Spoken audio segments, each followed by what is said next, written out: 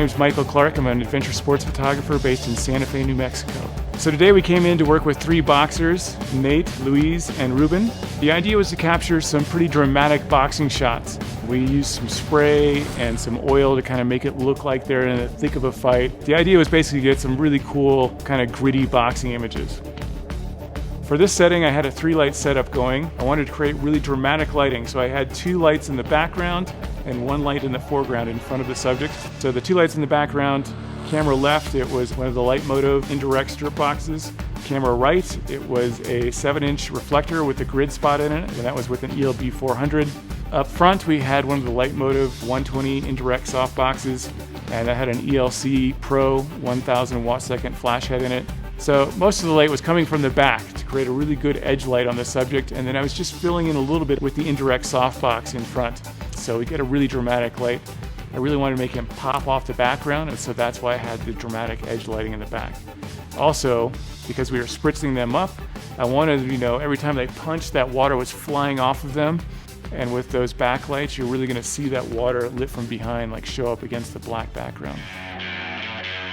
When I use the LiteMeter, it's like bing, bang, boom. I get it dialed in perfectly every time, and I know exactly what f-stop I need to be at. I know how dark the background is compared to the subject I'm photographing. It just makes it that much faster, and I look like a pro because I'm not fooling around trying to figure out the exposure. I get it perfect right off the bat, and the first image is perfectly lit, so there's no guesswork involved when I use a LiteMeter. The new Sekonic L-478-DR, made for Elinchrom strobes, has the Skyport built into the LiteMeter, so that I can just push the button and it triggers the flashes and takes a reading right there. Don't have to mess around with grabbing the Skyport and triggering the flashes. It also allows you to change the groups of 1, 2, 3, and 4 different groups, and I can just select whichever group I want and then hit the plus and minus signs and take the power up or down, and then I can select another group and just move on to the next one and just keep adjusting the lights with the LiteMeter right there when I'm standing next to the subject. It also talks to the Skyport Plus HS. It updates the power and everything on the transmitter and on the lights as well. So everybody's talking to everybody in the Skyport system here with this meter. All in all, it's a great new setup, and it really helps speed up the entire shoot. So for me as an adventure sports photographer, I'm lugging all of these lights out there with me along with my camera gear.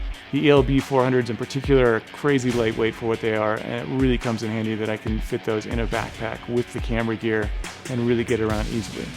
So I chose the Elinchrom ELC Pro HD flash heads because A, you can plug them into the wall, so I don't have to worry about battery power. They recharge faster. I can still shoot at multiple frames per second, up to 10 frames per second with these, or even faster. So that really helped us kind of capture that shot as he's punching the air over and over and really getting in tune with him and not having to worry about the lights recycling too slow. It's critical that the lighting has accurate white balance shot to shot to shot, and that's one of the big reasons I shoot with Elinchrom, because I know that the white balance is not changing from shot to shot as long as I'm not changing the power settings. And even if I did change the power settings, it's changing a very tiny minimal amount.